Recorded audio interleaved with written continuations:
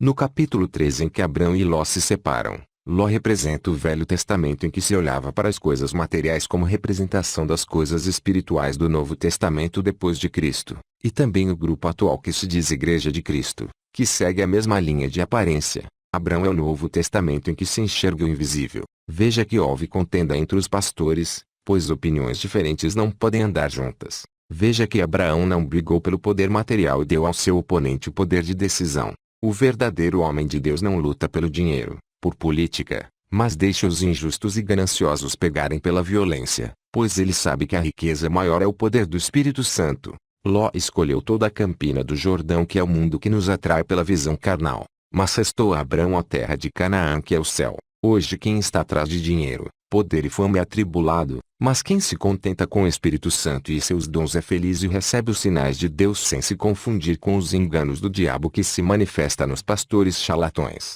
Hoje quem faz a obra de Deus na pobreza por causa da justiça, e se usa dos dons espirituais para provar que Deus existe, por acreditar que eles são indispensáveis para crer em Deus, está na terra de Canaã, que é o céu, e não está escandalizando a obra de Deus com materialismo e carnalidades sensuais. Bendito seja o Deus e Pai de nosso Senhor Jesus Cristo, o qual nos abençoou com todas as bênçãos espirituais nas regiões celestes em Cristo. Efésios 1:3.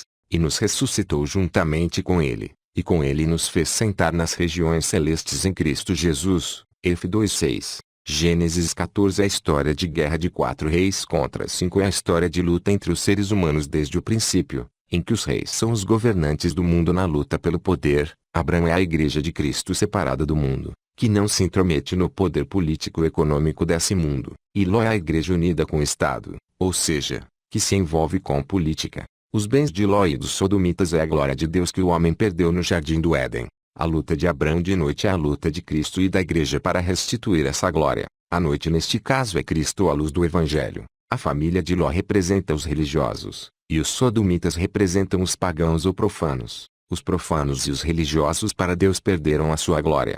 Os profanos por serem leigos e viciados, e os religiosos por entenderem errado a palavra, se tornando egoístas e injustos, buscando domínio pela luta. Kedorlaomer e os reis que estavam com ele são os demônios que possuem as almas. Os 318 homens é o Espírito Santo e seus dons. Cristo resgatou a alma e a glória de Deus que o homem havia perdido. Na história da humanidade não podia faltar o divisor de águas que é Cristo. Melquisedeque não é um ser humano, é o próprio Cristo. Hebreus 7:8. Antes dele vir ao mundo já era sumo sacerdote. Naquele tempo não havia a lei para existir sumo sacerdote humano. O pão é o corpo de Cristo. O corpo de Cristo é todos que creem e conhecem a palavra, formando uma família global. Portanto, quem crê não ficará mais sozinho, pois tem uma família para se preocupar com ele. O vinho é o sangue de Cristo. O sangue de Cristo é a palavra que foi selada pelo Novo Testamento da confirmação do Velho, formando uma prova do dedo de Deus na formação da Bíblia. Esse pão e esse vinho é a vida eterna.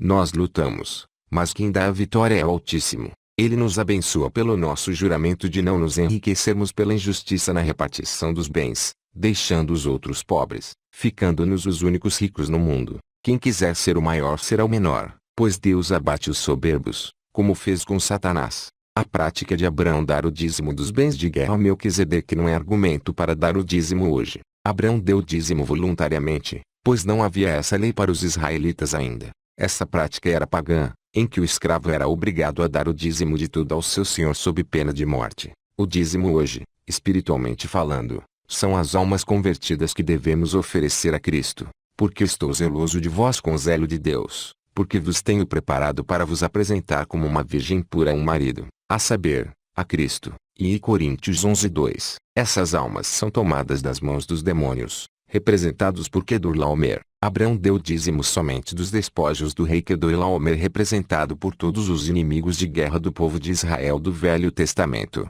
Portanto, o dízimo era uma prática somente para o israelita para a lei cerimonial, que recebia coisas materiais de Deus, tais como vitórias de guerras e a terra de Canaã, para alimentar o pacto material. Mas no pacto espiritual de Cristo os dons espirituais do Espírito Santo já bastam para suprir todas as nossas necessidades básicas. Abraão não se aproveitou da situação de vitória para se enriquecer com os bens de Sodoma, cristãos cegos atuais, sendo oportunista, e não se apoderou do alheio. Os pastores que se enriquecem do evangelho da prosperidade financeira estão debaixo de maldição, cometendo o mesmo pecado de Jeroboão. Essa exceção que abre para os rapazes que comeram, e a parte que toca aos homens que foram com Hebrão, Aner, Escol e Manre, são respectivamente para o evangelho de hoje, o boi que debulha sem a boca atada e as almas libertas dos demônios, estes representados nesse episódio por Kedorlaomer. O boi que debulha sem a boca atada é o evangelista que sobrevive do evangelho com contentamento, sem poder ficar rico, tendo somente o que comer e vestir para não levantar mais suspeitas de charlatanismo, porque diz a Escritura, não ligarás a boca ao boi que debulha, e, digno é o obreiro do seu salário, ou melhor, sustento, 1 Tm 5:18.